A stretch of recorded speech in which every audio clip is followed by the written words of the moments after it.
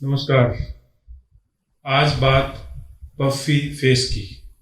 Puffy face मतलब सूजा हुआ चेहरा। इस कंडीशन को पेरी ऑर्बिटल एडिमा भी कहते हैं, पफीनेस ऑफ द आईज भी कह देते हैं, और आंखों की सूजन सिंपली अगर आप कहें तो भी कुछ गलत नहीं होगा। आंखों की यह सूजन कुछ मेडिकल कॉजेज की वजह से हो सकती है और कुछ बिना बीमारी के वजह से भी हो सकती है। जब चेहरे की सूजन किसी खास बीमारी की वजह से होती है तो ये बहुत खतरनाक है, इसे नज़रअंदाज नहीं किया जा सकता। लेकिन साधारण चेहरे की सूजन जो आपके सो के उठने के बाद कुछ समय में ठीक हो जाए, उसे और जल्दी ठीक करना है या आने से रोकना है, उसके उपाय मैं आज की वीडियो में आपको बताऊंगा। मेडिकल कंडीशन अर्थात किन बीमारियों में ऐसा हो जाता है वो भी आज की वीडियो में बताया जाएगा। तो वीडियो को शुरू करते हैं। आंखों के नीचे की यह सूजन या बैगी आईज आंखों के नीचे के एरिया में फ्लूइड के इकट्ठा हो जाने की वजह से होती है। फ्लूइड का इकट्ठा हो जाना और स्किन का लूज हो जाना, ये इसके प्रमुख कारण है। ऐसा होता क्यों है? देखो, वैसे तो कुछ परिवारों में उनकी जेनेटिक्स ही ऐसी होती है, उन लोगों के फेस के स्ट्रक्चर ही ऐसे होते हैं, परिवार में सब लोगों के चेहरे ऐसे होते हैं जिनके आंखों के नीचे ये हल्की सूजन आपको देखने को मिलेगी। तो ये तो नॉर्मल हो गया। लेकिन जैसे जैसे उम्र बढ़ती है तब भी आंखों के नीचे की यह सूजन आपको सामान्यतया देखने को मिलती है, क्योंकि उम्र बढ़ने के साथ साथ आंखों के नीचे के इस एरिया की स्किन लूज हो जाएगी, वहां पे फैट का डिपॉजिट होना शुरू हो जाता है और यह सूजन आपको अपीयर होने लग जाती है। अगर आपकी नींद पर्याप्त नहीं है, आप पूरी नींद नहीं सोए हैं, गहरी नींद नहीं सोए हैं, या सोने के समय पोस्चर कुछ ऐसा हो गया है कि चेहरे पे प्रेशर आ गया है, तो भी आंखों के नीचे की यह सूजन आपको हो जाती है। अगर आप खाने में नमक का इस्तेमाल ज्यादा करते हैं, खास करके कुछ लोग सैलेड पे नमक डालते हैं, फ्रूट्स पे नमक डालते हैं, और इस बहाने से बॉडी में ज्यादा नमक जाने लग जाता है, और ज्यादा नमक खाने की वजह से बॉडी में वाटर रिटेंशन होता है, और जब भी वाटर रिटेंशन है तो सबसे पहले चेहरे पे देखने को मिल सकता है। आंख के कोई इन्फेक्शन हो गया, जैसे कंजक्टिवाइटिस हो गया, यानी कि आंख की एलर्जी या आंख का इन्फेक्शन, आंख के पलकों पे स्टाई हो गई, ऊपर की पलक में या नीचे की पलक में, तो भी आंख के चारों ओर सूजन देखने को मिल सकती है।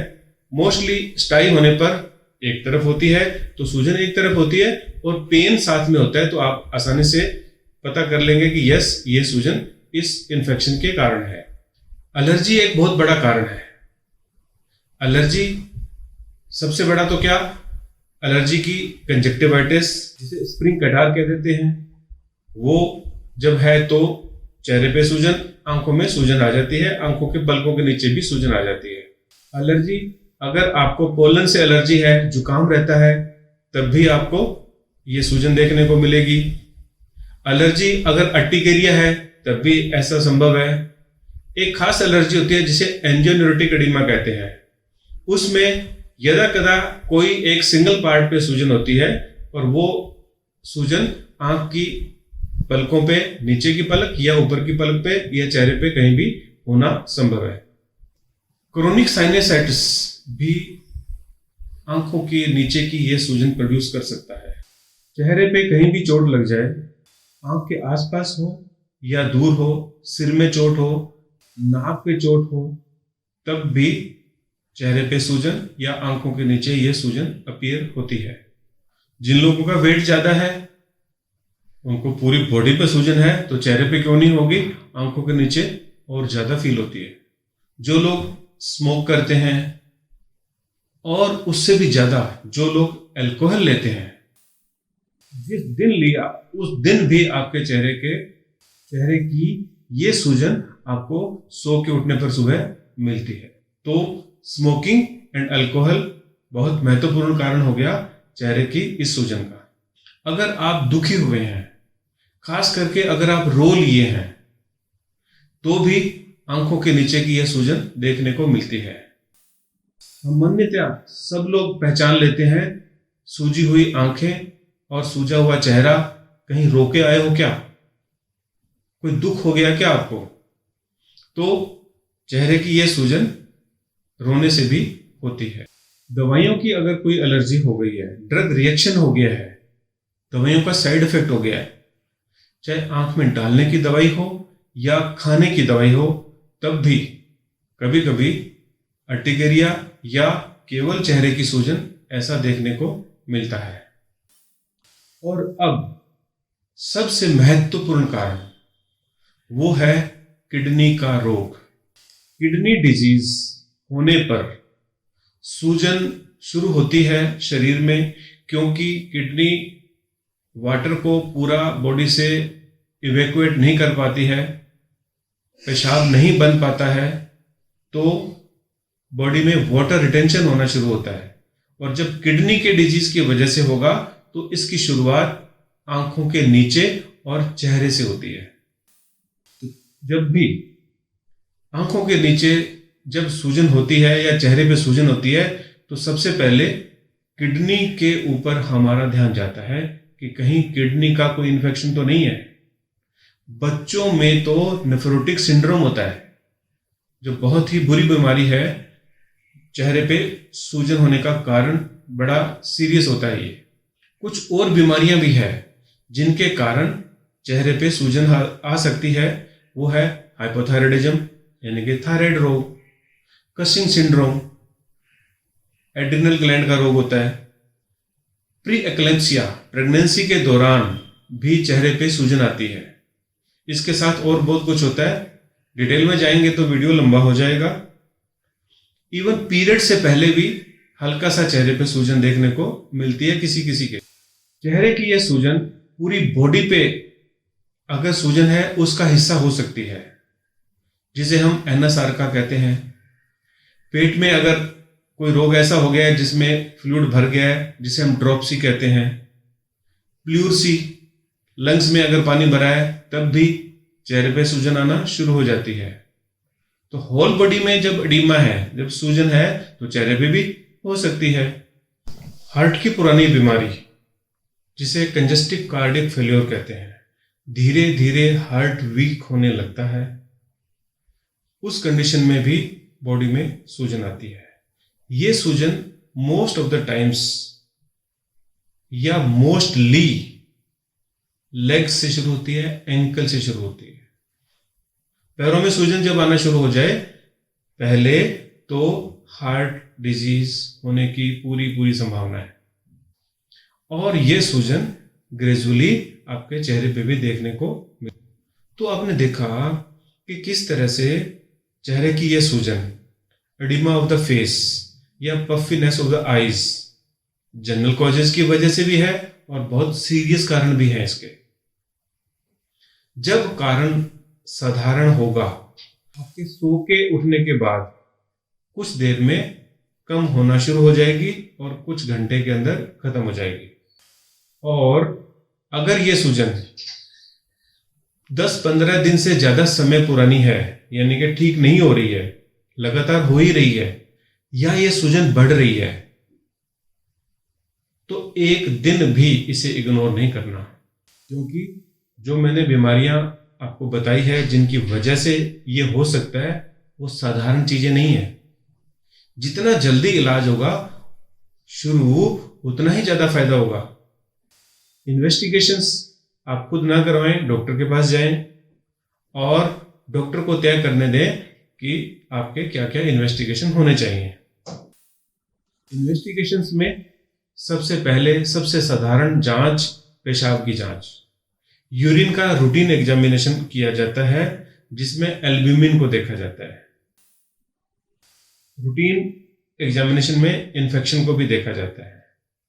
तो रूटीन यूरिन एग्जामिनेशन पहला, और फिर किडनी फंक्शन टेस्ट, विशेष करके ब्लड यूरिया और सीरम क्रिएटिनिन की जांच की जाती है। किडनी फंक्शंस अदरवाइज भी चेक किए जाते हैं। इलेक्ट्रोलाइट्स को देखा जाता है, सोडियम, पोटेशियम, क्लोराइड, इनकी क्या कंडीशन है उसको देखा जाता है। हार्ट डिजीज को रूल आउट करने के लिए आपको लिपिड प्रोफाइल कराना होता है, जिसमें वेरियस टाइप के जो लिपिड्स है उनको देखा जाता है। आपके हार्ट की बाकी जांचें जैसे ईसीजी, इकोकार्डियोग्राफी ये की जाती है।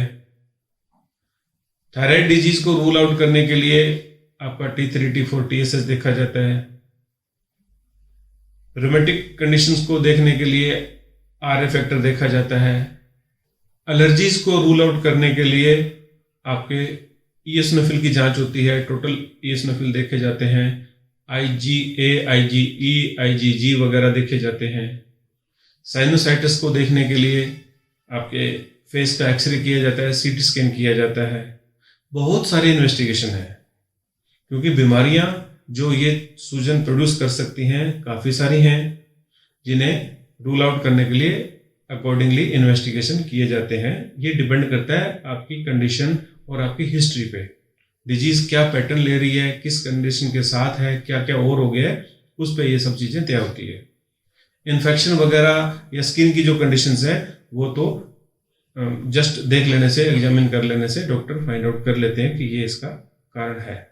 चेहरे की ये सूजन साधारण कारण की वजह से है तो कुछ ही देर में वो चली जाएगी, लेकिन अगर जाने में देरी हो रही है तो आप एज ए होम रेमेडी क्या करेंगे?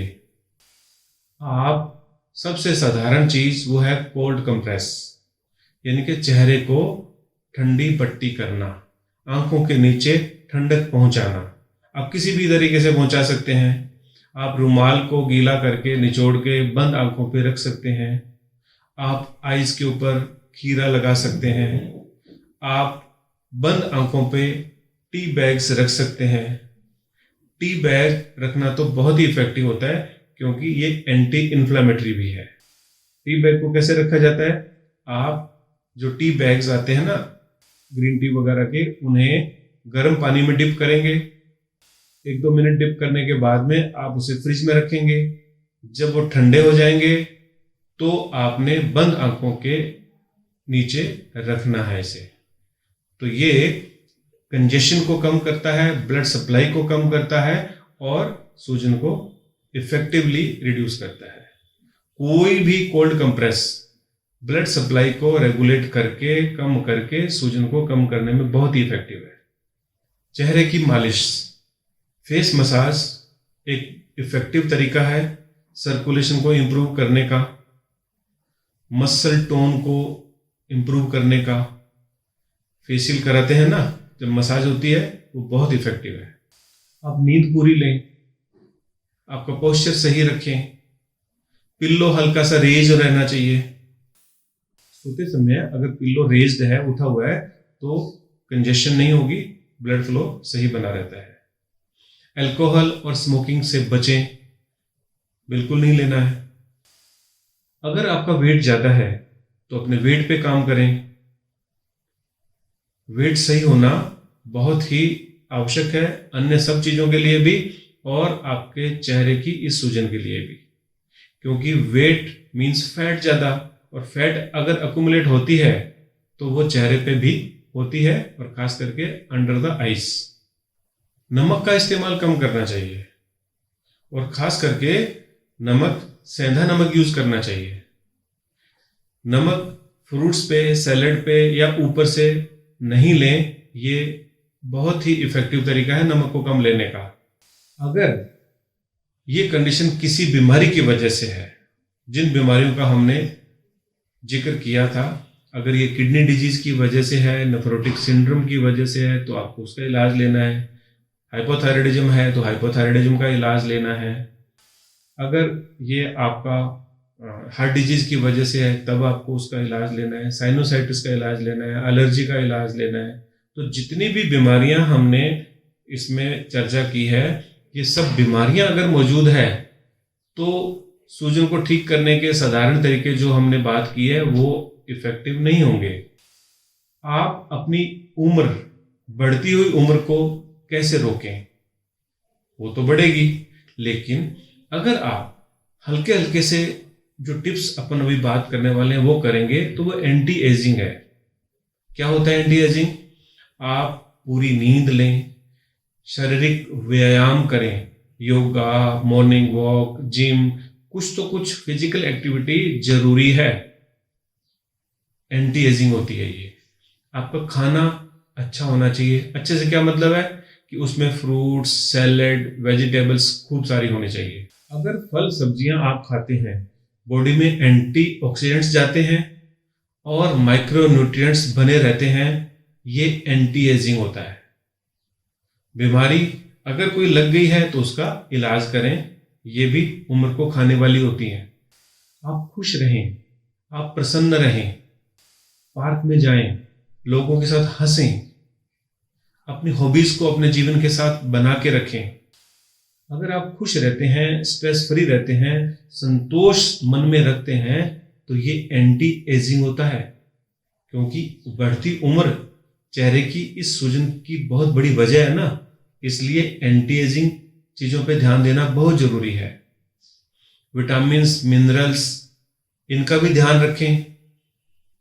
अगर आप सही खाना खा रहे हैं तो किसी चीज की डेफिशिएंसी नहीं होगी, लेकिन अगर हो रही है तो ले लो, विटामिन्स, मिनरल्स ले लो।